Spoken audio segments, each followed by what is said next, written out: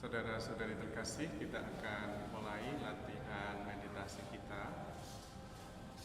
Silahkan mengambil tempat yang nyaman, bisa duduk. Dan kita akan mulai dengan doa. Mohon Tuhan memberkati kita, sehingga latihan kita membantu kita untuk menjadi lebih tenang, untuk lebih mengenali kasih Tuhan yang selalu menolong kita. Kita siapkan hati kita untuk berdoa di hadapan Tuhan. Dalam nama Bapa dan Putra dan Roh Kudus. Amin. Bapa Maha Baik, kami bersyukur kepadamu karena Engkau memberi kami kesempatan untuk berkumpul malam ini bersama-sama latihan kesadaran, latihan meditasi untuk lebih mengenali siapa diri kami yang sebenarnya, mengenali juga kasih-Mu yang selalu ada untuk kami. Hadirlah bersama kami, bantulah kami agar dapat sungguh-sungguh menyadari betapa besar kasih-Mu kepada kami yang menganugerahkan kehidupan, juga kesadaran, kedamaian yang selalu Kau sediakan bagi kami. Semoga kehadiran-Mu membantu kami untuk menjadi lebih tenang. Limpahkanlah berkat-Mu atas kami semua dari awal latihan ini sampai akhir nanti, sehingga kami dapat memuliakan Engkau dan mengenali kasih-Mu yang begitu besar kepada kami. Sebab Engkau-lah Tuhan dan pengantara kami. Amin. Dalam nama Bapa dan Putra dan Roh Kudus. Amin. Kita akan latihan pertama-tama disebut dengan mengatur nafas. Jadi kita akan latihan nafas seperti biasa. Saya akan menghitung selama 1 menit. Saya ada stopwatch di sini selama 1 menit, dan Anda menghitung bernafas biasa. Dalam 1 menit itu berapa nafas? Yang dihitung saya maksud adalah nafas sepasang, nafas yang masuk dan keluar dihitung 1. Jadi ini 1, 2, 3. Selama 1 menit Anda hitung berapa kali Anda bernafas. Jelas ya instruksinya? Mari kita latihan, duduk tegak, nyaman. Kemudian saya akan menghitung dengan stopwatch. Sesudah 1 menit saya akan bunyikan bel. Dan kemudian Anda menghitung berapa nafas normal, nafas biasa. Saya akan menghitung, mengawalinya dengan bel yang saya bunyikan.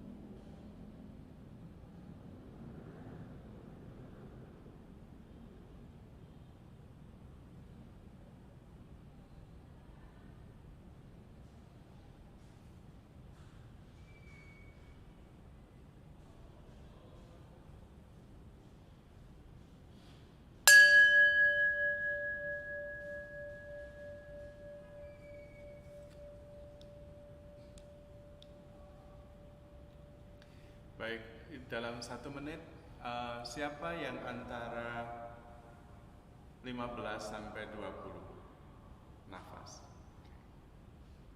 Nafas biasa ya. Yang antara 10 sampai 15? Yang antara 5 sampai 10? Yang antara 1 sampai 5?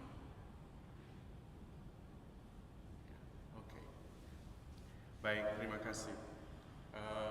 kita akan latihan nafas yang tenang untuk meditasi adalah antara 1 sampai 5 dalam 1 menit. Jadi kita akan mencoba mengatur supaya nafasnya lebih panjang. Jadi ketika menarik nafas itu panjang sampai kita sekuatnya kita, lalu berhenti sejenak dan kemudian dihembuskan pelan-pelan. Kalau sampai kurang, ditambahi dengan energi tiupan, ya, meniup seperti terus ditiup sampai perutnya mengecil. Meskipun perut saya besar tapi masih bisa agak berkurang ketika ditambah. Lalu kemudian bernafas, menarik kembali nafas. Pada waktu jeda, perhatikan jedanya. Jeda sebentar, kemudian baru dihembuskan. Memperhatikan jeda di antara 2 nafas itu kunci meditasi yang baik. Karena kemudian menjadi sadar. Itu tujuannya. Kita coba latihan. Saya akan menghitung lagi 1 menit dan kemudian kita latihan pelan-pelan untuk bisa bernafas dalam 1 menit antara 1 sampai 5 nafas. Kemudian ketika kita menyadari nafas yang masuk dan keluar, terutama menyadari jeda di antara 2 nafas, itu manfaatnya besar sekali. Manfaat yang pertama adalah kita melupakan masa lalu dan melupakan masa depan. Dan hanya memperhatikan jeda di antara 2 nafas. Kalau itu bisa setengah jam, kita akan sangat tenang. Karena kita tidak lagi diganggu oleh pikiran. Pikiran hanya berpikir tentang masa lalu dan masa depan.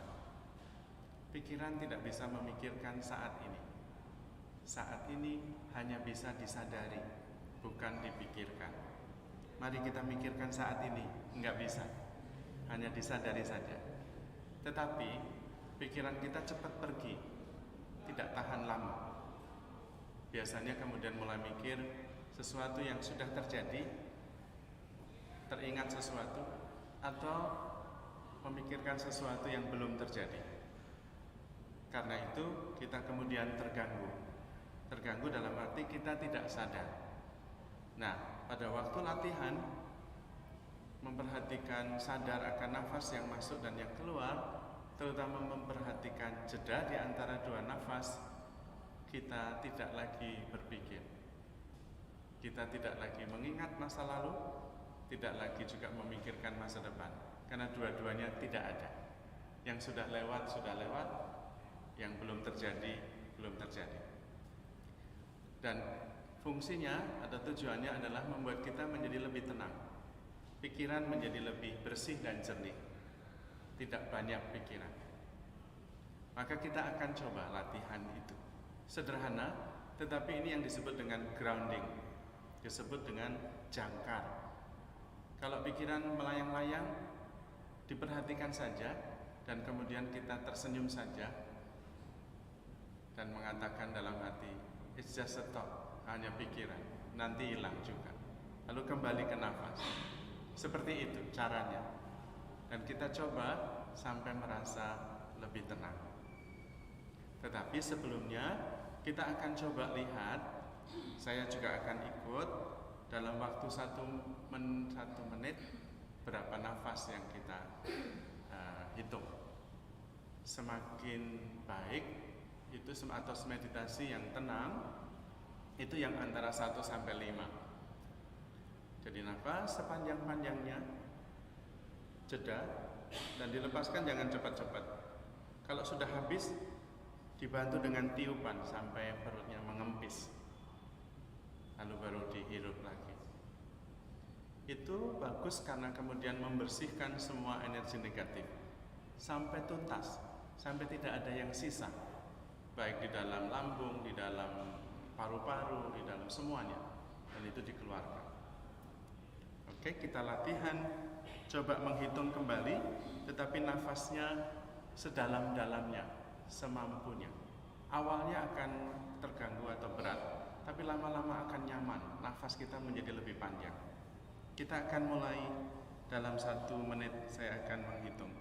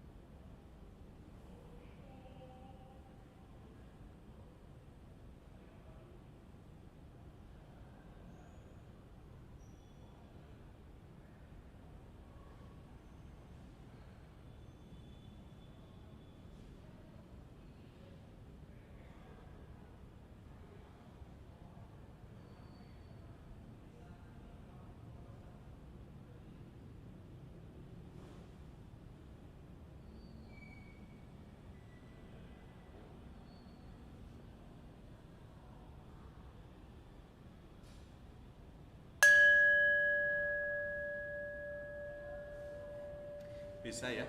Kurang dari 5 nafas? Ya, bisa. Itu sangat baik, sangat berfungsi. Kita akan latihan dalam waktu yang cukup sampai kita merasa tenang sekali. Tidak usah berpikir apa-apa. Karena tidak berpikir dalam waktu beberapa menit, dunia tetap berjalan, jangan khawatir. Rumah juga tetap kembali nanti masih bisa ditinggali, jadi tidak usah terlalu pusing. Tidak usah berpikir nanti anak saya makan atau tidak, suami saya bagaimana, tidak usah. Ditinggal 1 jam 2 jam tetap akan jalan dengan baik. Jadi kita tidak usah memikirkan apa-apa, kita akan latihan nafas itu saja, itu menjadi jangkar. Nanti pikiran akan muncul, mikir ini tidak apa-apa, biarin aja. Kalau kemudian sadar secepatnya kembali ke pernafasan. Terutama perhatikan jeda di antara 2 nafas, atau ketika perutnya mulai mengempis, perhatikan di situ. Kalau enggak, dibantu terus. Lalu kita lama-lama akan menjadi tenang. Kita akan coba, karena tidak ada yang perlu dipikirkan. Kita bisa latihan. Kita latihan ya, latihan tentang jangkar, melatih grounding, jangkar yang selalu kita bisa pegang. Setiap kali pikiran kemana-mana, kembali ke situ lagi.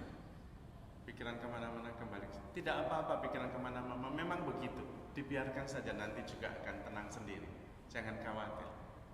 Pikiran memang begitu, tidak apa-apa. Kita nggak pernah. Nanti ada latihan berikutnya yang kedua, dan kita akan mencoba lebih memahami. Baik, kita akan latihan. Saya akan bunyikan bel, nanti juga mengakhirinya dengan bel. Latihannya jelas, bernafas saja sedalam-dalamnya, menyadari nafas yang masuk dan jeda di antara 2 nafas dan mengeluarkan sampai sehabis-habisnya. Seperti itu sampai nafas dalam 1 menit bisa menjadi lebih sedikit. Kita mulai latihan kita.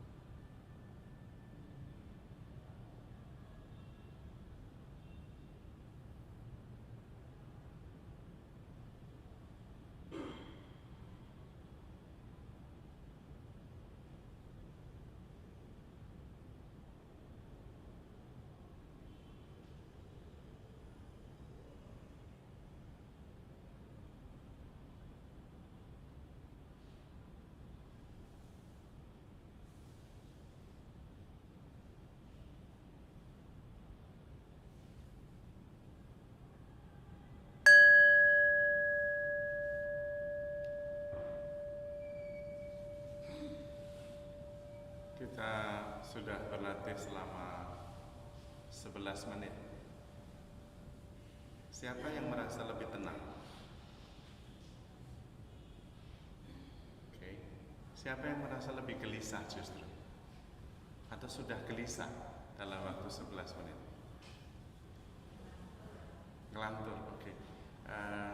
Bisa kembali lagi ke pernafasan, lantur ke pernafasan, bisa enggak? Atau ngelantur terus gitu? Bisa kembali? Bisa. Kalau kita melakukannya dengan benar, sesudah 10 menit kita jauh lebih tenang biasanya. Nafas kita jadi lebih dalam. Dan kemudian lebih jernih karena pikiran lebih banyak berkurang. Siapa yang tergoda untuk gelisah dan ingin melakukan sesuatu?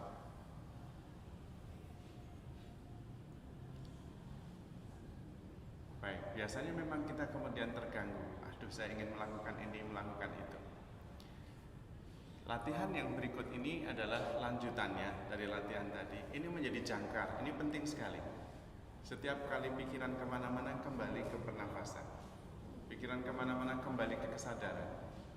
Nah, sampai kalau kita sudah tenang, kita kemudian langkah yang berikutnya adalah tidak fokus pada pernafasan, tapi sadar pada saat ini, bahwa sekarang saya ada di sini dan saat ini. Pernafasan membantu, tetapi kita coba tinggalkan pernafasan, lalu sadar saja. Boleh buka mata, boleh ditutup. Terserah yang cocok yang mana. Kalau dibuka itu membantu untuk lebih sadar, buka saja. Tetapi kalau ditutup lebih membantu, tutup mata. Kalau saya, awal-awalnya lebih baik dibuka. Nanti kalau sudah biasa ditutup boleh. Karena kalau awal-awal sudah ditutup, antara pikiran langsung terbang kemana-mana atau lalu ngantuk. Itu godaannya, sehingga kita tidak meditasi. Tidak apa-apa kalau kita bisa tidur, karena itu obat yang baik. Tetapi kalau bisa membantu lebih sadar, kita coba untuk menjadi lebih sadar. Pertama-tama memang fokus pada nafas, terutama menyadari jeda di antara dua nafas. Tapi lama-lama kemudian tinggalkan itu. Lalu saya sadar bahwa saya sekarang ada di sini, tidak memikirkan apa-apa, dan kasih tahu kepada diri sendiri, saya tidak mau melakukan apa-apa, saya sedang tidak menunggu apa-apa. Saya hanya mau ada di sini dan sadar saja. Gitu. Perlu dikasih tahu pikiran kita supaya dia tenang. Lalu juga kasih tahu kepada pikiran kita, kamu boleh datang dan pergi, silahkan saja seperti biasa, nggak apa-apa. Tapi untuk sementara saya tidak memperhatikan kamu, terserah. Saya mau sadar saja. Kalau toh datang dan pergi, dibiarkan saja. Tidak apa-apa. Kita tidak akan berpikir selama 1 jam atau 2 jam ini. Dan itu bisa. Dan itu menyenangkan tidak berpikir itu. Lama-lama tidak harus berpikir. Karena yang penting karena sebetulnya manusia itu terdiri dari 2 jenis dalam hidup ini. Jenis yang pertama adalah hidup berdasarkan pengalaman langsung. Jadi dia selalu hadir, sadar di saat ini tanpa berpikir. Maksudnya begini, ketika saya ketemu seseorang, saya akan bertemu dengan orang itu seperti pertama kali ketemu. Dan hanya saat itu saja. Langsung, pengalaman langsung, direct experience. Itu jenis yang pertama. Itu orang yang sudah biasa meditasi. Jenis yang kedua adalah saya mengalami pengalaman hidup itu dengan berpikir. Jadi kalau saya ketemu orang, saya akan menggunakan pikiran saya. Oh, dia begini, begini, begini, begini. Jadi saya tidak ketemu dia, tapi saya ketemu pikiran saya tentang orang itu. Itu jenis yang kedua, jenis yang 85% di antara kita. Termasuk ketika dulu Anda menikah, yang sudah menikah, kebanyakan adalah menikah dengan orang yang Anda pikir itu dia, padahal itu pikiran Anda. Jadi sebetulnya Anda menikah dengan pikiran Anda sendiri. Karena itu ketika sesudah menikah, semuanya berubah. Karena Anda menikah dengan pikiran Anda tentang orang itu, bukan menikah dengan orang itu. Karena sudah biasa menghadapi peristiwa sebagai orang yang berpikir, bukan orang yang sadar. Maka setiap kali saya mengadakan penyelidikan kanonik, selalu saya mengingatkan, benar kamu mau menikah dengan orang itu atau dengan pikiranmu sendiri tentang orang itu? Biasanya tidak sadar, tidak apa-apa. Nanti toh sadar ketika menikah beberapa tahun, akan sadar sendiri. Biasanya yang dinikahi sudah tidak sama seperti yang dia bayangkan. Tidak apa-apa, toh tidak terlambat, toh menikahnya untuk selama-lamanya. Jadi itu bisa sambil belajar terus. Tapi itu maksudnya, ada dua jenis orang. Orang yang mengalami peristiwa sebagai pengalaman yang baru dan sangat unik. Saat ini adalah sangat baru dan sangat unik, tidak pernah terjadi sebelumnya dan tidak akan pernah terjadi sesudahnya. Karena setiap momen adalah unik sekali dan baru sekali, sama sekali baru, brand new. Tetapi yang bisa mengalami itu adalah orang yang biasa sadar dan meditasi. Yang tidak, oh ini seperti minggu lalu, oh itu seperti bulan lalu. Tidak pernah itu terjadi. Setiap peristiwa single, unik, tak tergantikan dan hanya sekali terjadi. Tidak pernah dua kali. Kalau toh pernah dua kali, itu disebut mirip saja yang namanya déjà vu, ya. Pernah yang ngalami itu ya. Tapi itu tidak sepenuhnya sama. Dan itu jarang. Maka ini orang yang sudah terbiasa meditasi, setiap saat adalah momen yang baru sama sekali dan singular dan unik dan sungguh-sungguh tak tergantikan. Maka orang seperti ini, tapi hanya 4% biasanya. Tidak apa-apa, siapa tahu nanti kita semua masuk yang 40% itu. Saya masuk yang 4% itu. Tidak ada satupun yang tidak masuk 4%. Siapa tahu. Dan itu menjadi yang sudah bisa sampai di situ, biasanya selalu menghayati setiap momen dengan syukur. Hanya ada rasa syukur dan sukacita. Dan hanya ada ketakjuban setiap kali. Setiap momen selalu takjub. Setiap ketemu orang itu takjub sekali. Bagaimana dia bisa menggerakkan tangannya, memandang matanya, dan semuanya menjadi menakjubkan. Seperti anak kecil. Karena itu Yesus mengatakan, barang siapa tidak menjadi seperti anak kecil, dia tidak bisa masuk dalam kerajaan Allah. Karena anak kecil menghayati momen itu hanya ada momen itu, tidak sedang berpikir. Tapi kalau makin pintar kita makin berpikir, sehingga kita tidak hidup, kita hanya berpikir. Ketemu orang, oh dia pasti begini. Yang dia temui itu konsepnya, bukan orang itu. Oh dia pasti begini, padahal tidak pernah pasti. Orang selalu berubah terus. Maka ini bagian yang kedua, kita akan mencoba belajar untuk mengalami langsung, bukan berpikir. Yaitu dengan latihan kesadaran akan nafas, kemudian tidak lagi ingat tentang nafas, tapi kemudian sadar sepenuhnya. Sehingga saya mengalami saat ini sebagai saat yang unik, tak terulang, satu kali seumur hidup, dan selalu baru, segar. Dan kemudian saya sadar sepenuhnya betapa menakjubkan saat ini. Latihan ini penting karena kemudian akan bertemu dengan Tuhan. Ini rahasianya.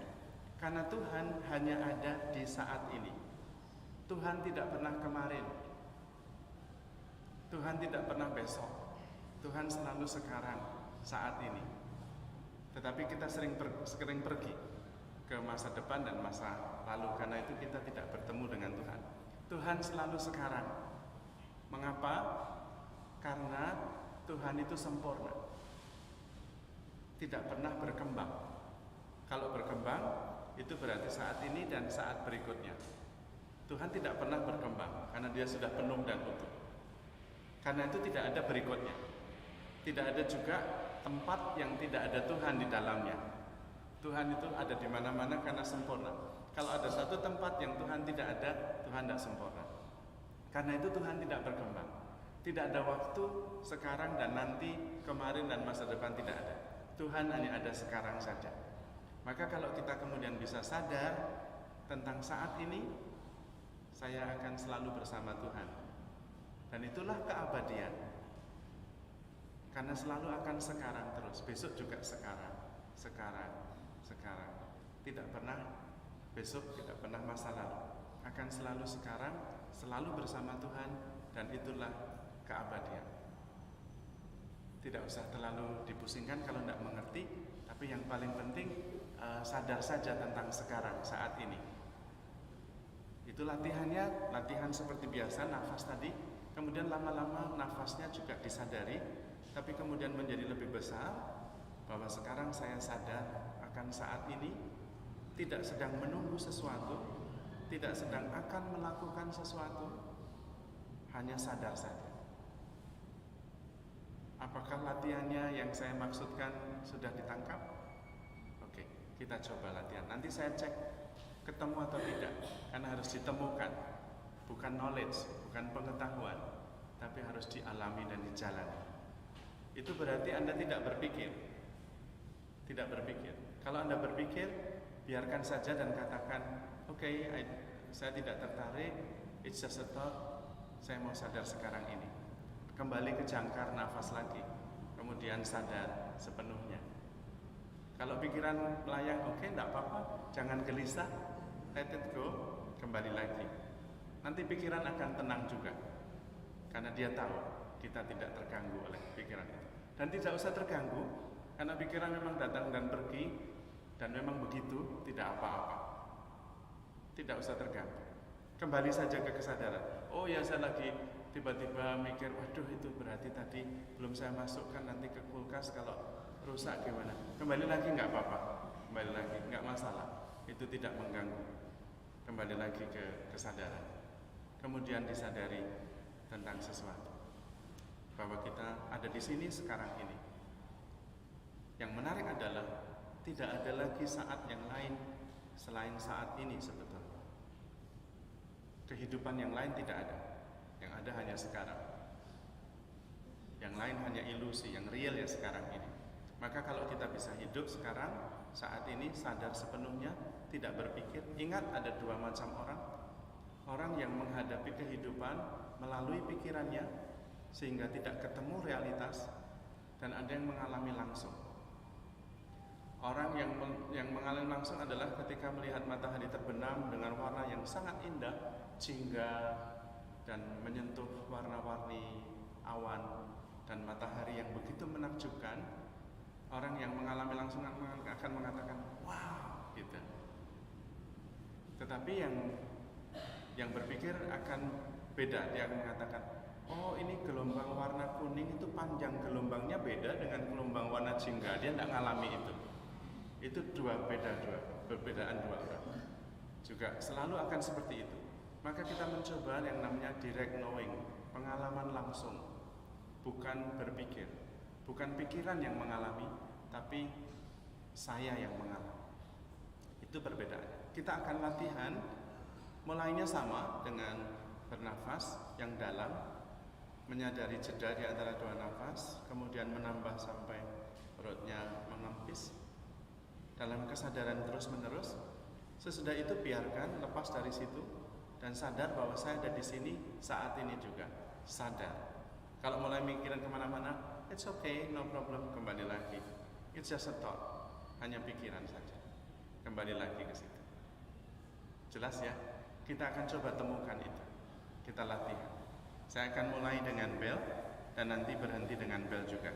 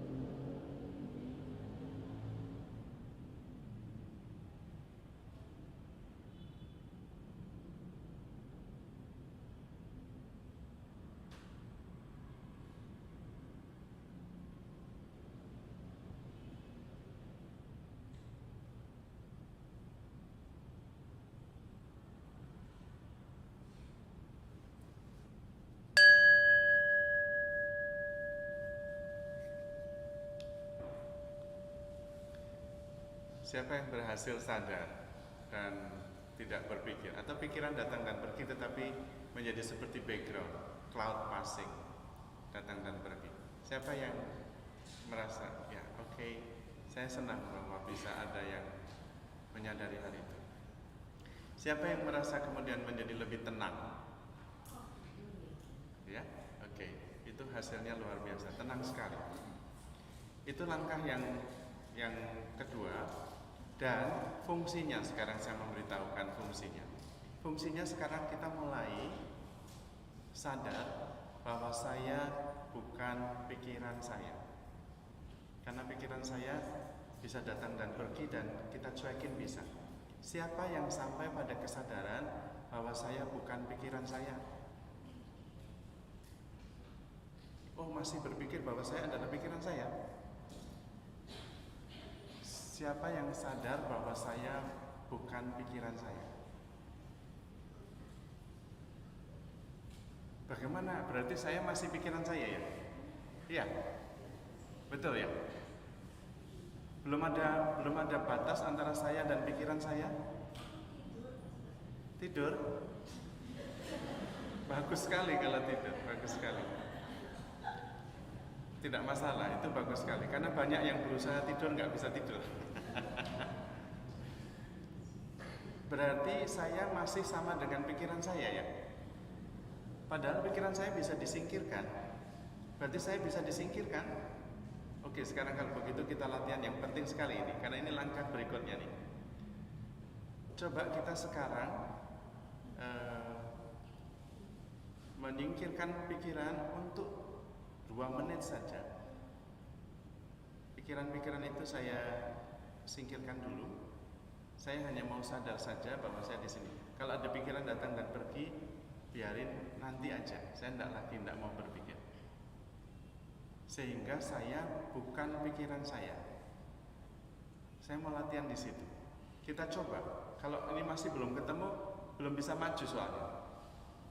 Anda akan ngoyak terus sepanjang hidup Anda. Karena Anda mengidentifikasikan diri, saya sama dengan pikiran saya, setengah mati. Itu berarti menjalani hidup sebagai pikiran, bukan sebagai direct knowing. Dan itu setengah mati. Karena kemudian Anda, begini, saya akan mencoba membawa ke sana sebelum latihan.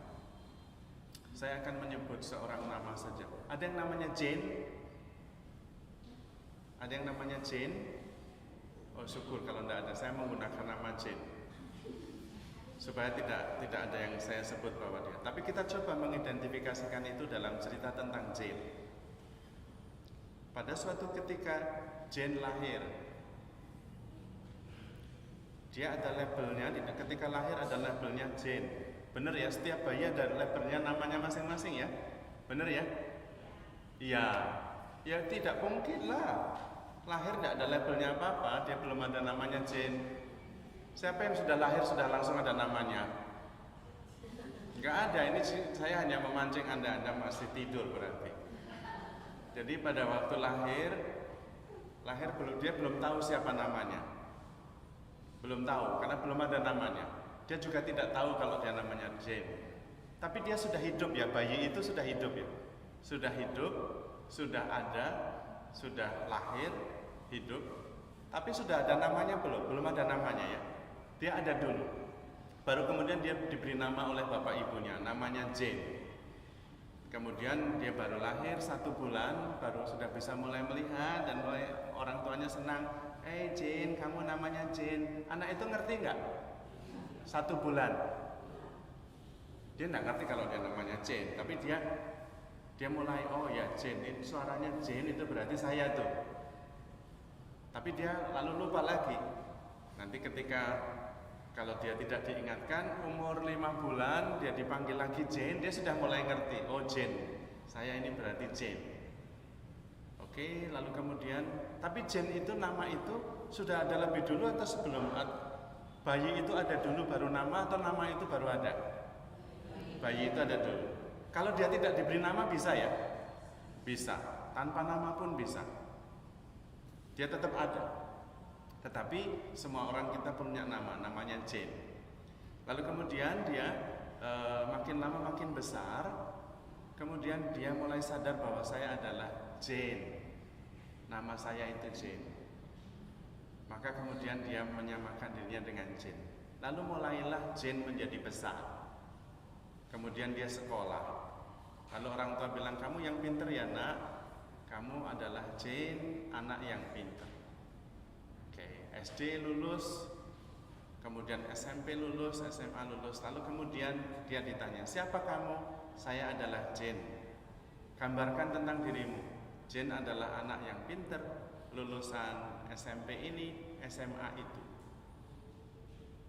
Maka bertumbuhlah si jin ini menjadi cerita tentang jin. Jadi jin tahu, dia menceritakan tentang dirinya sendiri. Tetapi dia bukan yang dulu pertama kali lahir itu. Dia sekarang sudah menjadi sebuah kisah tentang jin. Maka kemudian jin menjadi semakin besar.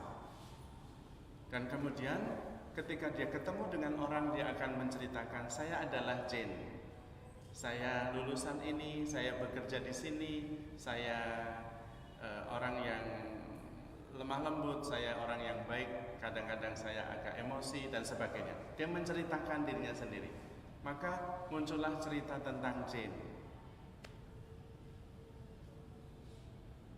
Dan kita kemudian melihat jin ini sebetulnya adalah kisah yang diciptakan oleh orang tua dan oleh yang bersangkutan. Dia membuat cerita tentang jin. Maka berkembanglah cerita tentang jin. Dan itu cerita tentang kita semua. Pertanyaan saya, cerita tentang jin itu real, nyata, atau sekedar cerita?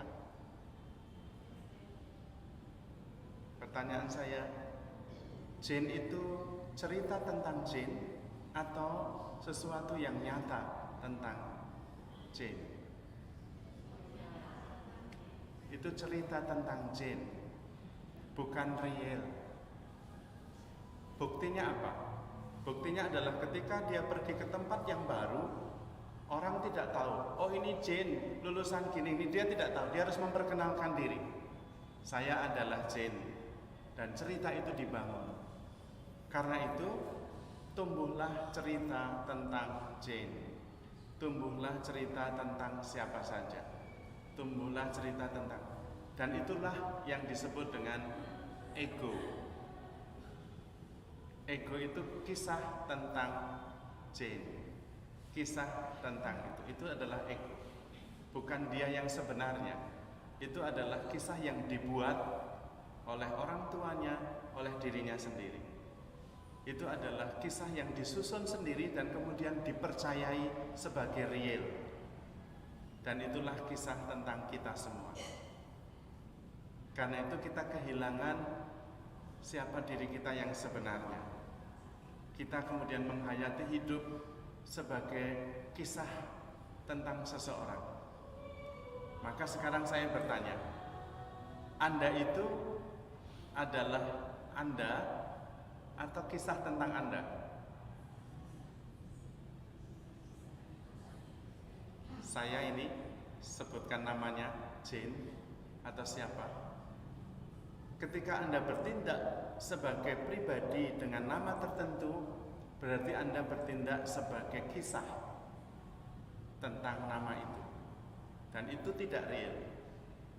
Dialah yang mengalami sakit hati, tersinggung, terhina, marah.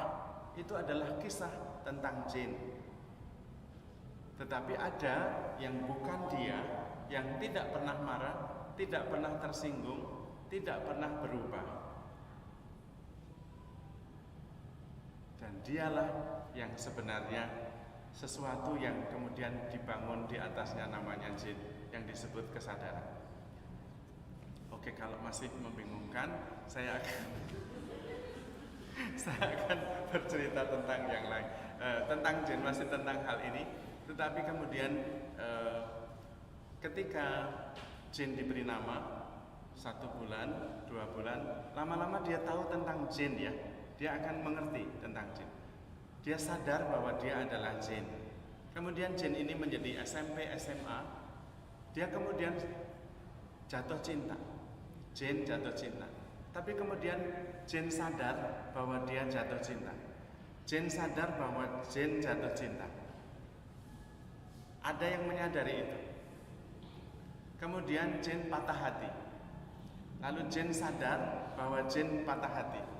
Nah, jin yang sadar akan jin yang jatuh cinta, jin yang patah hati ini, dia sadar terus, dia menyadari terus. Itulah yang sebetulnya diri kita yang sebenarnya. I am the knowing. Saya adalah yang mengetahui.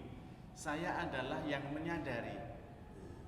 Saya yang menyadari tentang saya yang jatuh cinta, saya yang patah hati, saya yang tersinggung, saya yang sadar akan saya semuanya itu. Itulah I am the knowing. Saya yang sadar. Dia adalah yang sadar, dia adalah yang mengetahui. Yang sadar dan yang mengetahui ini berbentuk atau tidak? The knowing itu ada bentuknya atau tidak? Saya sadar, kesadaran itu ada bentuknya enggak? Tidak ada. Saya sadar tentang saya yang berbentuk, saya yang jatuh cinta, saya yang laki-laki, saya yang perempuan, tapi saya sadar. Nah, saya yang sadar itulah I am the knowing, itulah the knowing, itulah saya yang sebenarnya. Jadi saya yang sebenarnya adalah saya yang tanpa bentuk itu. Tetapi ada ekspresi pada Jin, Joko, Edi, terserah. Itu adalah ekspresi dari the knowing, tapi saya tahu tentang itu semua. Seperti bahasa Indonesia. Anda pernah bertemu dan melihat bahasa Indonesia? Tidak pernah. Tetapi ketika saya mengatakan bahasa Indonesia, nanti baru kelihatan. Atau saya menulis selamat malam, nah baru bahasa Indonesia baru kelihatan. Tetapi selamat malam ini bahasa Indonesia, tetapi bukan seluruh bahasa Indonesia. Not the whole of the Indonesian language. Bukan segalanya tentang bahasa Indonesia. Bahasa Indonesia-nya besar sekali, tetapi baru terungkap di dalam kalimat. Kalau saya diam saja, bahasa Indonesia-nya kelihatan enggak? Enggak. Itulah Anda, itulah Jin. Jin adalah ungkapan dari the knowing ini tentang Jin. Anda juga, Anda sebetulnya adalah the knowing yang mengetahui tentang Anda, tetapi kemudian terekspresi, terungkap di dalam pribadi yang namanya Anda ini. Tetapi itu bukan keseluruhan Anda. Anda lebih besar dari itu. Anda adalah yang mengetahui tentang Anda. Anda jauh lebih besar dari itu. Anda seperti sekarang ini saya nanti akan mengajak Anda coba mundur ke belakang ketika meditasi mengambil nafas, dan kemudian Anda seperti ada di belakang dan menyaksikan Jin yang sedang bermeditasi. Dan Anda bisa itu. Karena yang sedang bermeditasi nanti adalah ungkapan dari Anda yang jauh lebih besar itu. Ini bahasa Indonesia, lalu terungkap dalam tulisan selamat malam, apa kabar, apakah Anda sehat. Itu baru kelihatan bahasa Indonesianya. Tetapi itu bukan the whole of bahasa Indonesia, bukan segalanya tentang bahasa Indonesianya. Bahasa Indonesianya jauh lebih besar. Dan itulah Anda yang mengetahui tentang Anda, the knowing, kesadaran tentang Anda jauh lebih besar, tapi terekspresi di dalam Jane, di dalam Harry, di dalam Rudy, di dalam Maria. Itu ungkapan saja, tetapi jauh lebih besar. Yang ini adalah kisah tentang Maria yang menyadari adalah kesadaran yang jauh lebih besar. Dan Anda lebih besar dari apa yang kisah tentang Anda. Maka saya ingin mengatakan, apakah yang ini Anda ikut saya atau tidak ya? Anda mengerti enggak yang saya jelaskan? Mengerti? Siapa yang mengerti? Saya lama-lama jadi putus asa. Saya mengerti ya? Mengerti, oke. Karena saya akan bermeditasi di situ. Atau ada yang mau bertanya? Supaya jelas. Iya.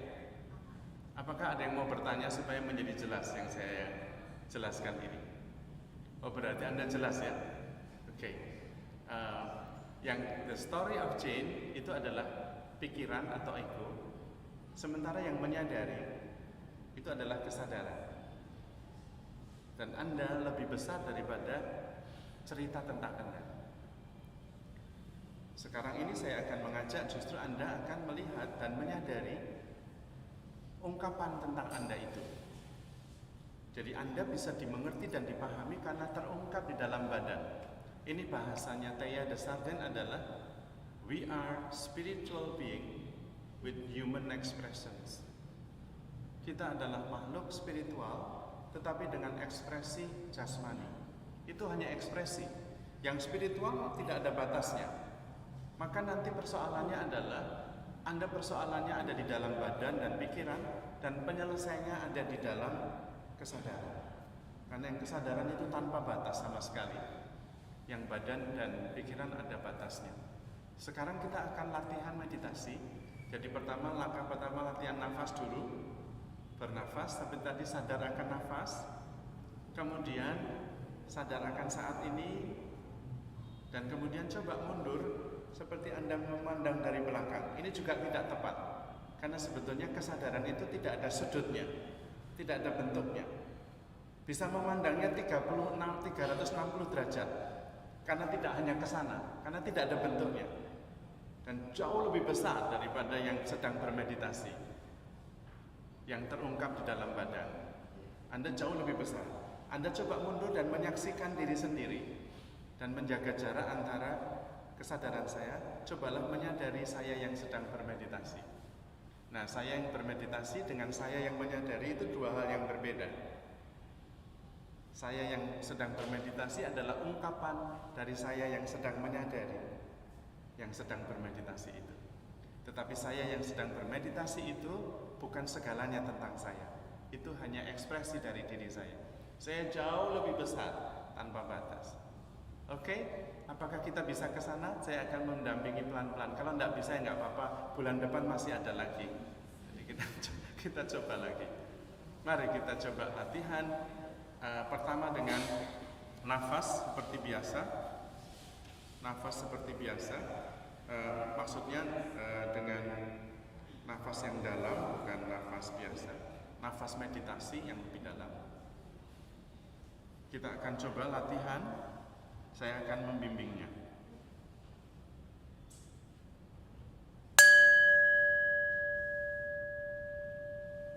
Kita akan sadar akan nafas yang masuk, tahan, jeda, dan hembuskan pelan-pelan. Sadar sepenuhnya.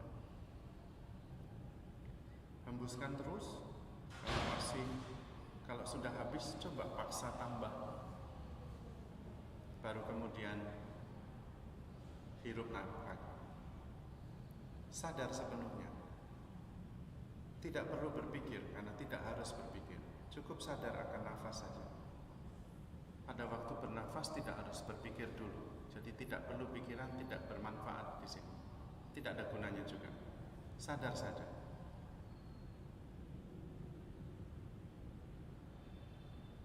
Nafas yang dalam, jeda dan keluar. Sadar saja. Tidak perlu berpikir, tidak harus berpikir. Sadar saja.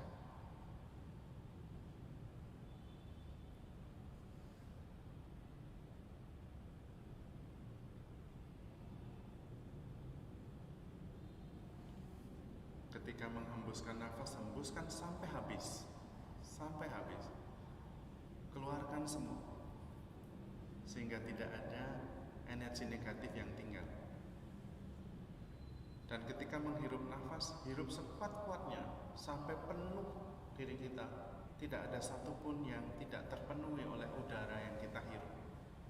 Sepenuhnya. Sadari saja dan hembuskan. Sampai kemudian merasa tenang. Sesudah tenang, sadari bukan hanya nafas, tetapi badan saya yang sedang latihan kesadaran.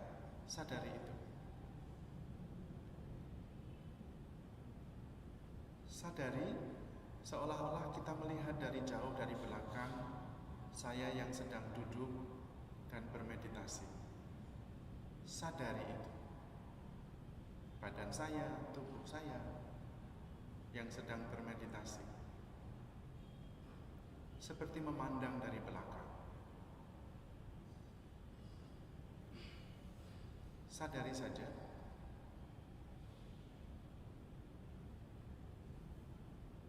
Saya yang sadar dengan yang saya sadari ada jarak.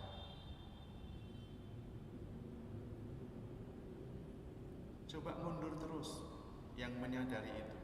Saya yang sadar itu mundur makin jauh, melihat saya yang duduk, kemudian kelihatan juga sekelilingnya, kelihatan juga orang-orang lain yang lebih luas jaraknya, dan saya makin jauh, makin melihat saya dari jauh. Saya yang sadar, yang melihat, dan saya yang disadari, yang dilihat, ada jarak yang makin jauh. Saya yang sadar, yang menyadari, tidak ada bentuknya, hanya sadar saja. Mungkin untuk membantu, hanya seperti mata, ada dua mata yang memandang, mata saja. Tidak ada badannya, karena itu adalah kesadaran. Hanya sadar saja, melihat, menyadari dari jauh. Dan coba terus makin mundur, akhirnya saya melihat saya dari jauh, bahkan kemudian dari angkasa. Terus, tanpa batas. Terus mundur terus.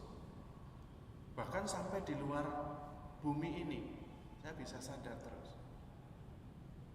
Bahkan sampai di luar tata surya. Bahkan sampai di luar galaksi, saya bisa mundur terus. Tidak ada batasnya.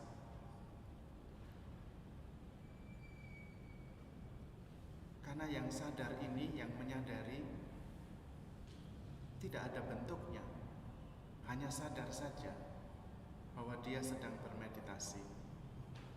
Maka bisa kembali lagi menjadi lebih dekat dan menyadari.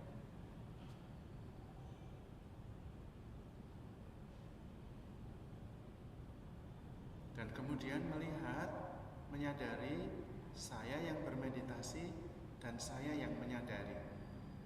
Saya yang bermeditasi ada bentuknya, saya yang menyadari tidak ada bentuknya. Karena itu kesadaran, sadar saja.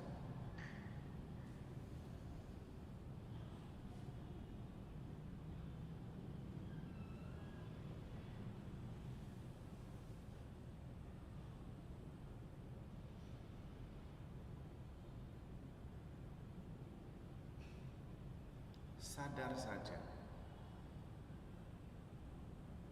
Sadar dan yang disadari. Sadar akan saat ini.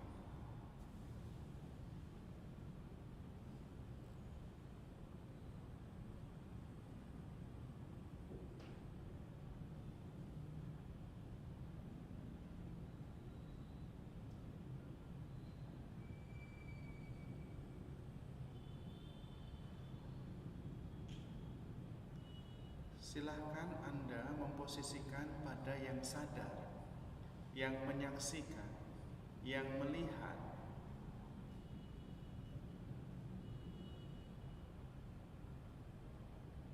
yang mengetahui.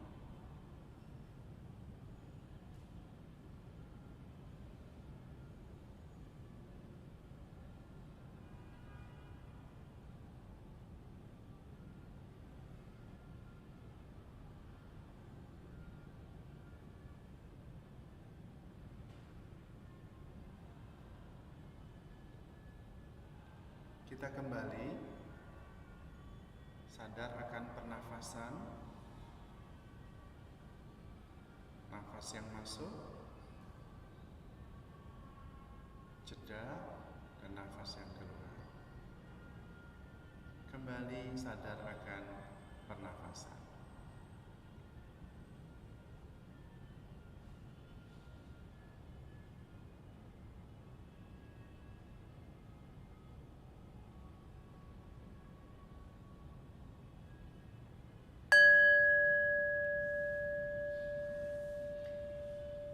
Siapa yang berhasil mengikuti instruksi saya? Oke, berhasil ya.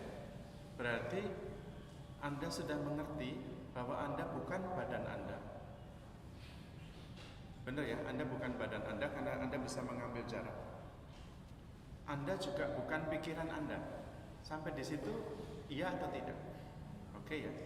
Berarti Anda bukan pikiran Anda dan bukan badan Anda. Ini adalah langkah pertama untuk bisa bermeditasi.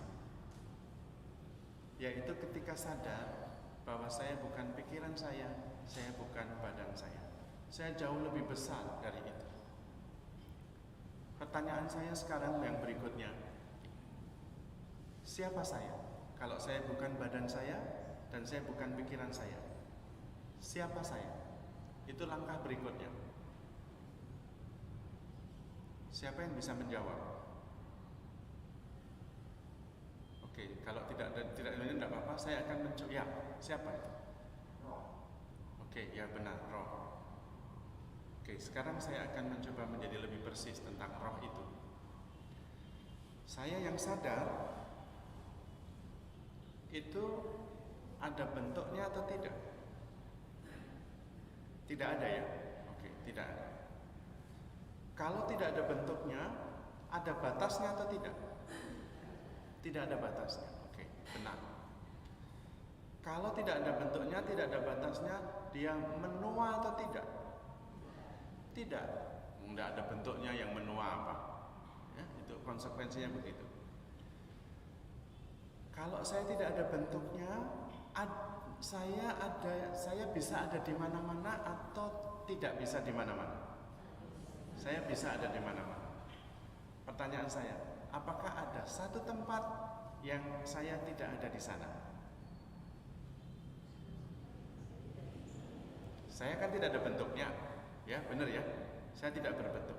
Apakah ada satu tempat yang saya tidak ada di situ? Kan saya tidak ada batasnya. Berarti seluruh diri saya tidak ada satu tempat pun yang saya tidak ada di sana, benar ya? Saya tidak ada. Karena itu, saya tanpa batas. Saya abadi. Saya tanpa bentuk. Saya akan ada di mana-mana. Dan saya juga tidak akan menua. Oke. Saya yang tanpa bentuk itu bisa sakit atau tidak? Bisa sakit atau tidak? Tidak bisa sakit. Saya yang sadar itu bisa tersinggung atau tidak? Oke. Saya yang sadar itu bisa sakit hati atau tidak? Itulah langkah penyembuhan yang pertama. Sekarang ini saya mau tanya, Anda siapa?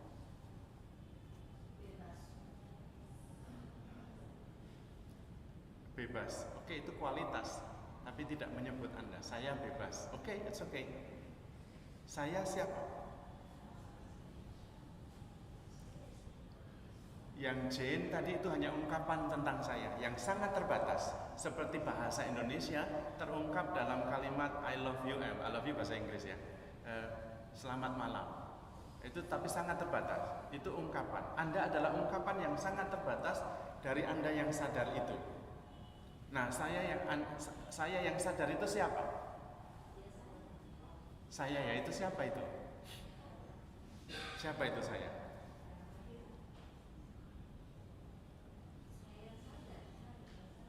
Saya adalah kesadaran. Oke, saya adalah kesadaran. Saya adalah yang sadar. Saya adalah yang tahu, yang mengetahui. Tidak ada sesuatu yang muncul yang tidak saya ketahui. Karena saya menyadarinya. Menurut kitab suci, saya adalah citra Allah. Oke? Saya diciptakan segambar dan serupa dengan Allah. Benar ya, kitab Kejadian ya. Kalau belum pernah membaca, percaya saja bahwa itu ada. Dan daripada nanti membuktikan kitab nomor, saya tidak hafal soalnya. Percaya saja bahwa itu ada. Bahwa saya adalah citra Allah. Dan menurut 1 Yohanes, Allah adalah kasih. Kalau saya citra Allah, saya berarti adalah kasih. Kasih ada bentuknya enggak? Persis, itulah Anda. Anda adalah kasih. I am the love. Karena itu, saya bisa enggak saya tidak mencintai? Enggak bisa, wong I am the love. Nah, siapa itu yang bisa membenci itu? Saya atau ekspresi tentang saya? Ekspresi tentang saya. Karena itu kalau Anda terus-menerus di dalam ekspresinya saja, Anda bisa sakit hati, Anda bisa menderita, Anda bisa putus asa, Anda bisa bahagia. Tetapi Anda di situ. Ada yang menyadari itu semua. Yang adalah kesadaran yang tanpa bentuk, yang tidak bisa tersinggung, tidak bisa sakit hati. Sakit hati bagaimana? Karena tidak ada bentuknya. Siapa yang sakit hati? Nah, ketika kita bisa mengambil jarak bahwa saya bukan pikiran saya dan saya adalah kesadaran di belakangnya, maka kemudian saya bisa mengatasi semua persoalan. Salah satunya sekarang saya mau tanya lagi, kemarin biasa saya tanyakan supaya menjadi lebih jelas. Karena tidak pernah terjadi 2 kali momen ini seperti ini. Sekarang ini, apakah Anda punya masalah? Tidak ada yang punya masalah adalah ego saya atau ekspresi saya. Dia punya masalah. Saya tidak pernah punya masalah. Apalagi sekarang ini. Masalahnya apa? Anda duduk di situ, saya duduk di sini. Kecuali saya tepok kepala Anda, itu bermasalah itu. Tapi kalau saya duduk di sini dan Anda di situ, tidak ada masalah apa-apa. Karena itu masalah selalu ada di sana, bukan di dalam kesadaran. Kesadaran tidak pernah punya masalah. Yang punya masalah adalah ekspresi. Bahasa Indonesia tidak pernah punya kesalahan. Tetapi nulis tentang bahasa Indonesia bisa saja subjeknya nggak ada, predikatnya nggak ada, bisa. Itu salah. Tetapi bahasa Indonesia tidak pernah salah, karena dia adalah segala-galanya. Pertanyaan saya sekarang, ketika Anda mundur dan sadar bahwa saya bukan pikiran dan bukan hanya ekspresi saya, apa yang Anda rasakan?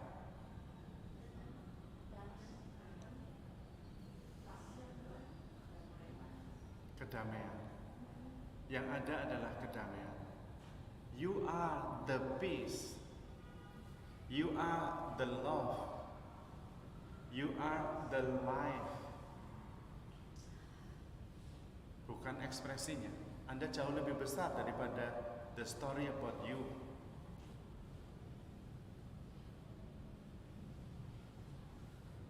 Sekarang yang menjadi penting adalah saya adalah kisah tentang saya, atau saya adalah yang menyadari kisah tentang saya. Oke, baik. Itu kesadaran pertama. Dan itu baik sekali. Silahkan praktekkan supaya Anda tidak terus-menerus bermasalah. Maka kalau Anda ingin bahagia, Anda menaruh kebahagiaan itu pada objek di luar Anda, atau menemukan kebahagiaan di dalam kesadaran yang tanpa batas itu. Di dalam kesadaran yang tanpa batas. Oke. Nah, mudah-mudahan perkawinan Anda kemudian menjadi lebih baik. Karena kemudian Anda tidak menaruh kebahagiaan Anda di dalam objek di luar Anda, yang pasti akan mengecewakan. Tetapi Anda menemukan kebahagiaan itu di dalam kesadaran yang tanpa batas. Tidak mengubah apa-apa status Anda, tetapi kemudian Anda menjadi lebih bahagia karena tidak tergantung kepada pasangan Anda, kepada kendaraan yang Anda punya, pada rumah yang Anda punya, tetapi pada kesadaran bahwa Anda tanpa batas dan tidak pernah tersinggung, tidak pernah sakit hati, sadar bahwa Anda adalah the love. Maka kalau saya sekarang berelasi, karena saya mau berbagi the love yang tidak bisa bukan the love, karena I am the love. Bukan yang tersinggung dan sakit hati karena harapannya kepada orang lain tidak terpenuhi. Itu adalah the story about you, not you. You adalah yang menyadari akan story about you. Apakah Anda masih ikut saya? Masih ikut ya? Harapannya dipraktekkan, kemudian relasi Anda jadi lebih baik di rumah. Anda tidak lagi berelasi supaya menemukan kebahagiaan. Tidak. Yesus tidak pernah meminta begitu. Yesus hanya meminta kita supaya mencintai. Itu yang dia minta. Bukan supaya dicintai. Tidak. Tidak pernah itu. Yesus tidak pernah meminta begitu. Kemudian Yesus juga meminta kita berbagi, menjadi terang, bukan supaya diterangi, tidak pernah. Anda diminta jadi terang, bukan untuk diterangi, tidak. Anda yang harus menerangi itu. Maka jangan mencari terang di luar Anda, berarti Anda minta diterangi. Tidak ada lilin minta diterangi, tidak. Dia yang menerangi semuanya, meskipun sampai habis. Anda juga diminta menjadi garam untuk mengasinkan, bukan supaya diasini. Garam tidak perlu diasini. Anda yang mengasinkan. Maka berhenti mulai sekarang menemukan kebahagiaan di dalam objek di luar Anda, karena pasti akan berakhir. Pasti akan berubah. Karena itu berarti berdasarkan pikiran. Anda pernah punya handphone yang Anda inginkan dan ketika dapat senang sekali, tapi apakah selama-lamanya senangnya? Enggak. Mobil juga sama, wah kalau saya bisa mobil terbaru, saya senang sekali. Sesudah lama keluar banyak mobil yang baru, yang dipakai udah tidak dilihat lagi. Wah ada mobil yang baru gitu. Karena kita menemukan, mencari kebahagiaan di dalam objek di luar diri saya, termasuk dalam relasi. Termasuk dalam relasi. Kenapa Anda sering kecewa? Karena menaruh harapan Anda pada objek yang namanya orang, atau kisah tentang orang yang Anda yakini. Dan karena itu kemudian berubah. Karena itu hanya pendapat Anda tentang orang itu. Dan karena itu kita terus-menerus tidak bahagia. Mengapa Anda tidak pernah bahagia? Karena salah mencarinya. Tidak pernah ada kebahagiaan di luar sana. Tidak. Kebahagiaan ada di dalam diri kita, dalam kesadaran. Yang adalah the love, yang adalah the life. Kita salahnya adalah kita seringkali merasa bisa mengendalikan hidup ini. Siapa yang pernah membayangkan ketika Anda kecil bahwa Anda akan seperti ini? Gak pernah ada toh? Gak pernah. Anda jadi begini saja. Bukan Anda membayangkannya dulu seperti itu. Bahkan Anda pernah membayangkan saya mau menikah dengan ini, lalu kemudian bahagia, dan bayangan Anda itu hancur lebur. Karena itu tidak pernah bisa. Dan kesalahan yang terbesar dari pihak kita adalah kita merasa bisa mengendalikan hidup, termasuk hidup saya. Tidak bisa. Salah besar. Karena hidup jauh lebih besar daripada yang bisa kita kendalikan. Kita hanya bisa mensyukuri, mengalami, dan bersyukur. Yang membuat kita stres adalah kita selalu mengontrol. Kita merasa yakin bahwa kita bisa mengendalikan hidup saya. Saya bisa mengontrol hidup saya. Bahkan bisa mengontrol dan mengendalikan orang lain. Makanya ketika orang lain tidak seperti yang saya bayangkan, kecewa. Itu sebab. Padahal tidak pernah kita bisa. Itu namanya false belief, keyakinan yang keliru. Dan itu berbahaya. Karena kadang-kadang bahkan realitas dipaksa supaya sesuai dengan yang saya pikirkan. Contoh yang paling jelas apa? Contoh yang paling jelas adalah tetangga-tetangga Yesus. Yesus menyembuhkan, membuat mujizat, mengajar dengan berwibawa. Lalu teman tetangga-tetangganya bilang, bukankah dia itu anak Maria yang saudara-saudaranya ada bersama kita? Lalu mereka menjadi kecewa dan menolak Yesus. Itu artinya apa? Artinya pikiran mereka memaksa realitas, bahkan kenyataan harus sesuai dengan pikiran. Terbalik. Harusnya meskipun dia berpikir bahwa Yesus itu adalah tetangganya, tetapi karena de facto kenyataannya Yesus bisa menyembuhkan dan membuat mujizat, maka harusnya pikirannya yang berubah. Wow, ternyata anak ini bukan anak biasa. Dia bisa mengerjakan mujizat. Jangan-jangan dia adalah pilihan Allah minimum kalau tidak mengenal dia sebagai Allah. Tetapi pikiran kita itu jahat. Bahkan realitas ditolak. Karena dia berpikir, tidak mungkin tetangga saya anaknya Maria bisa begitu. Tidak mungkin, gimana realitasnya begitu. Tetapi pikiran kita memaksa realitas supaya berubah. Sama juga dengan kebiasaan kita. Kita selalu berpikir bisa mengendalikan diri, bisa mengendalikan hidup, bisa mengontrol. Bahkan orang lain juga dikontrol. Kalau orang lain tidak sesuai dengan yang kita pikirkan, kita menjadi kecewa. Nah, latihan yang berikutnya adalah yang namanya allowing anything happen as it is. Ini bagian akhir. Jadi kita menyadari bahwa kita sebagai kesadaran yang jauh lebih besar, dan kemudian membiarkan apa saja terjadi seperti apa adanya. That is life. Let life lives. Let God menyelenggarakan hidup. Biarlah Tuhan menyelenggarakan hidup ini dengan bijaksana, dan kita mencoba menikmati setiap momen itu secara istimewa, tidak menyangkalnya tetapi menerimanya dan mensyukurinya bahwa saya boleh terlibat dalam peristiwa itu. Latihannya adalah dengan duduk, sadar, dan let anything be, allowing anything terjadi, mengizinkan apa saja terjadi, dan saya cukup menyaksikannya, melihatnya, dan bersyukur.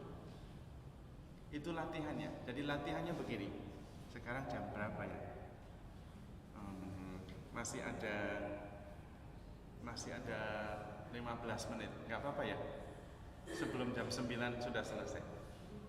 Latihan terakhir adalah duduk, sadar, dan mengizinkan segalanya terjadi, dan saya hanya menyaksikan saja. Saya hanya menonton saja. Dan rasakan bedanya.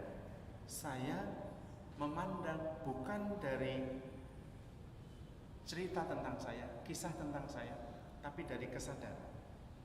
Dan saya menyaksikan semuanya itu terjadi dan mengizinkan segalanya terjadi. Dan saya hanya tersenyum saja dan bersyukur. Dan rasakan betapa menakjubkannya itu. Bahwa saya sungguh-sungguh bersyukur, damai, dan bisa menyaksikan segala-galanya, tidak menolak, tidak resistance, tetapi menjadi saksi saja. Dan betapa menakjubkan itu peristiwa itu, apa saja, pikiran yang datang dan pergi, realitas, apa saja, saya hanya mengizinkan saja semuanya terjadi.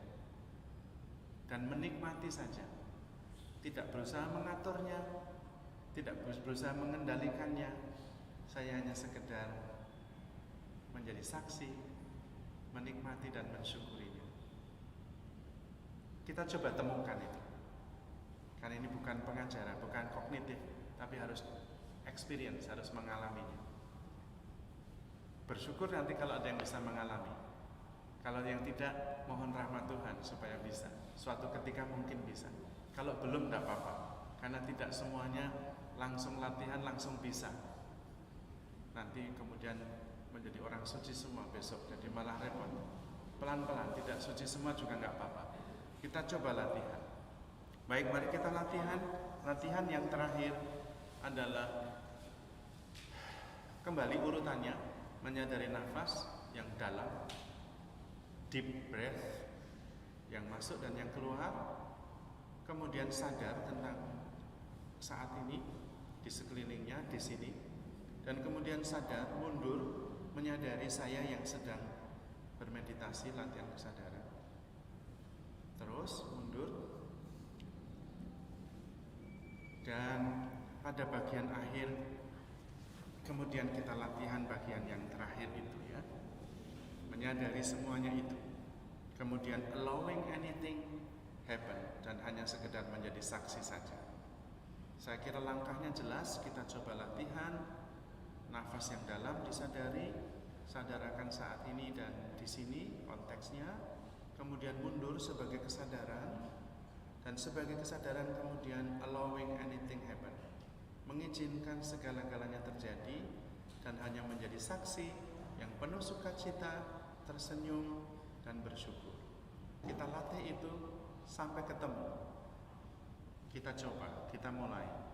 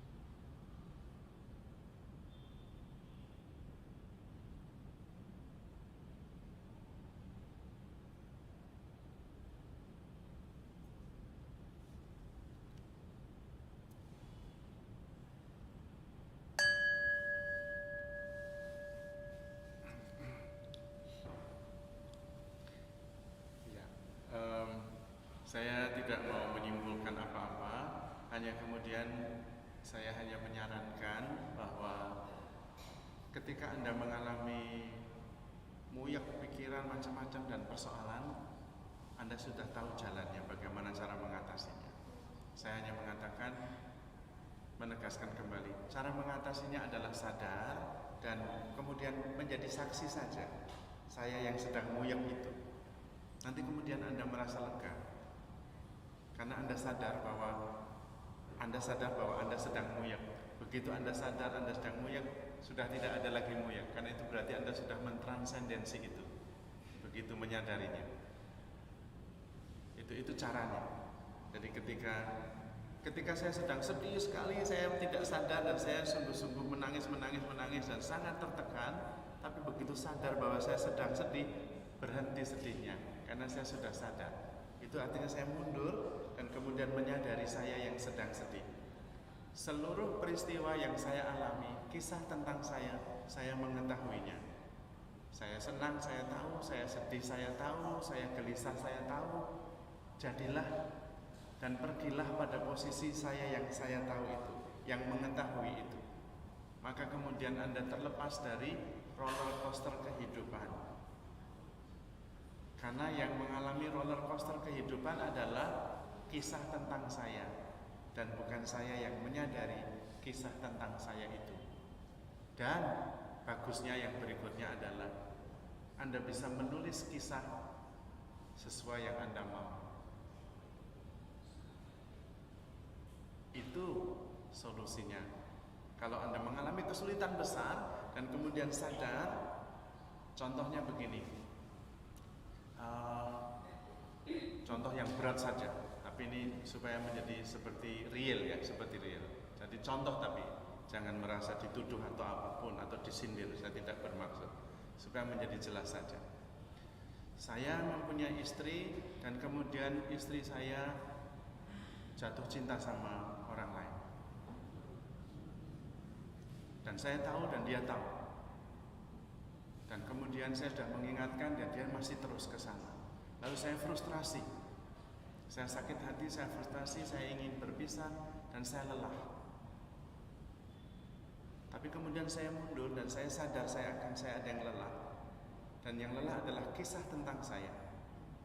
Maka kemudian saya bisa menulis kisah tentang saya sesudah saya sadar. Saya mau pisah atau mau terus tetap mencintai. Dan itu bisa. Kalau kita kemudian kita sadar. Kalau kita di situ terus, saya akan sakit hati, saya akan tersinggung, saya akan lelah dan saya tidak akan bertahan. Dan kemudian saya akan menulis kisah tentang saya berdasarkan pengalaman roller coaster yang menghancurkan. Tapi kalau saya bisa mundur, saya mempunyai kebebasan untuk menulis kisah tentang saya seperti yang saya sadari, seperti yang saya mau. Menangkap apa yang saya sampaikan? Contohnya, contoh ekstrim ya, ini contoh ekstrim. Artinya begitu kita bisa sadar sampai pada kesadaran dan menyadari saya yang sedang mengalami kisah tentang saya bisa menulis ulang kisah itu. Karena itu adalah kisah yang terjadi di dalam kesadaran saya, bukan di luar kesadaran saya. Dan itu mengatasi semua persoalan. Asal Anda tidak mengidentifikasikan diri, menyamakan diri sebagai kisah tentang Anda, tetapi sebagai yang sadar akan kisah tentang Anda. Maka Anda punya perspektif sebagai kesadaran yang mengalami semuanya, tetapi saya bisa menulis ulang kisah itu. Itu apa yang bisa Anda bawa pulang malam hari ini. Masih ada 5 menit. Kalau ada yang mau tanya, 0855.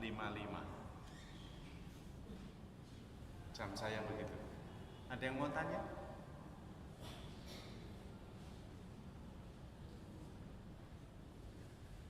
Ya.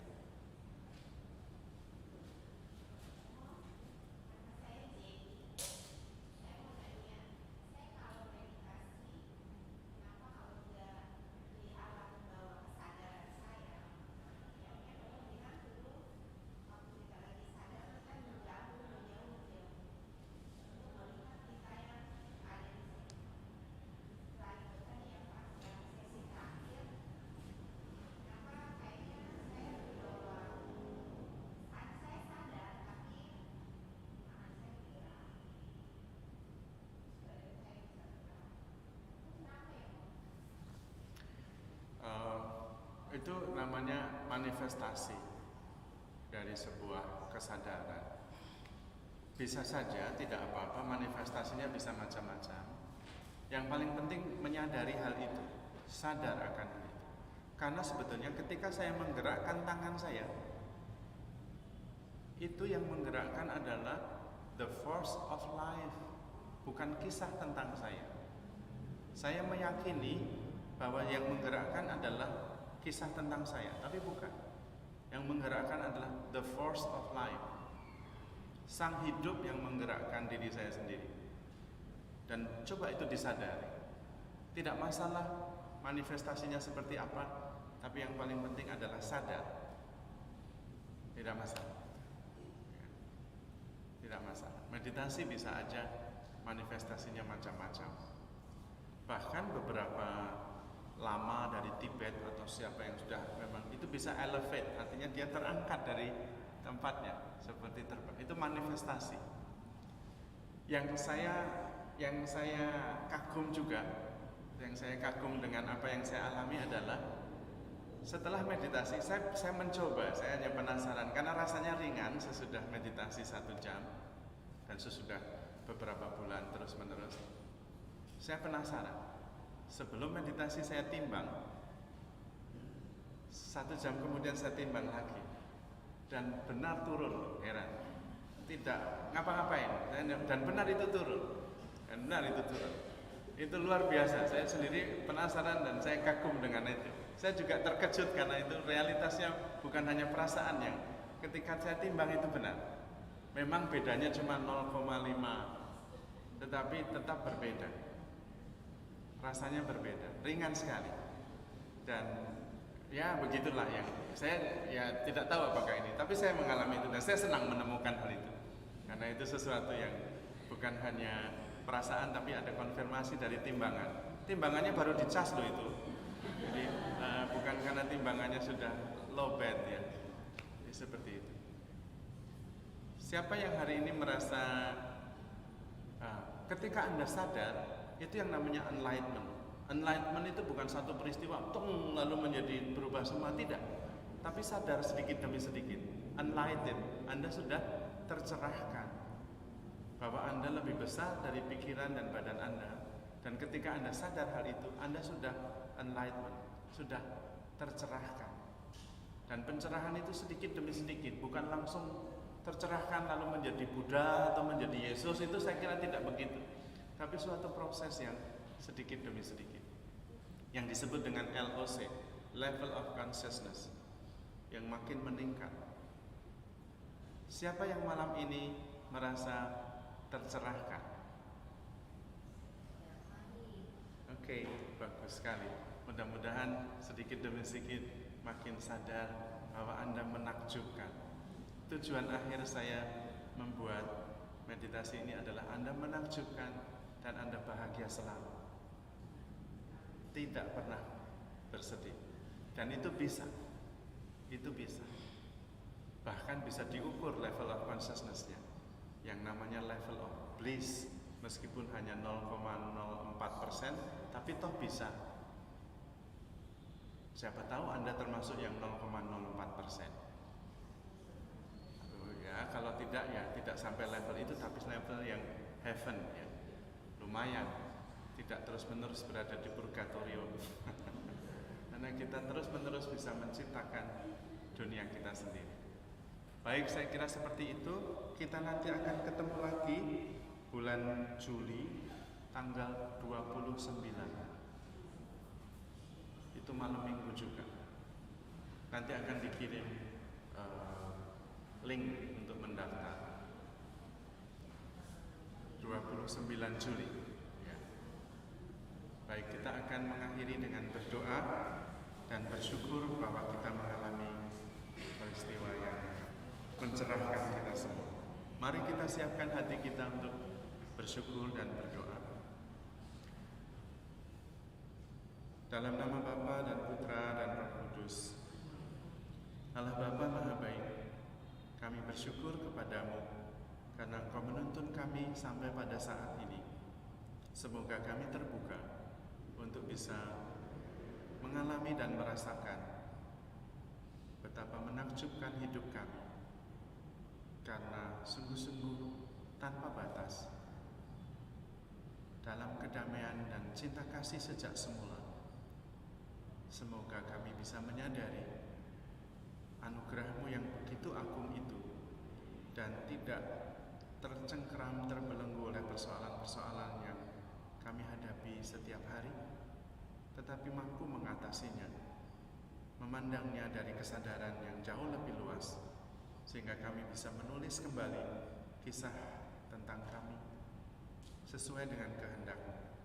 Berkatilah kami malam ini, berkatilah keluarga kami, juga masa depan kami, dengan kasih dan kuasa-Mu sendiri. Dalam nama Bapa dan Putra dan Roh Kudus. Amin. Terima kasih kepada Anda semua. Terima kasih terutama kepada Pak Jeffrey. Terima kasih Pak Jeffrey yang telah membantu kita semua. Juga Franz dan juga Elsa yang menyiapkan semua. Dan Anda semua yang sudah hadir. Sampai ketemu tanggal 29 Juli bulan depan. Sebelum Agustus yang ikut retret 3 hari di Kaliori. Jadi kita masih ketemu lagi. Selamat malam, sampai ketemu lagi. Tuhan memberkati.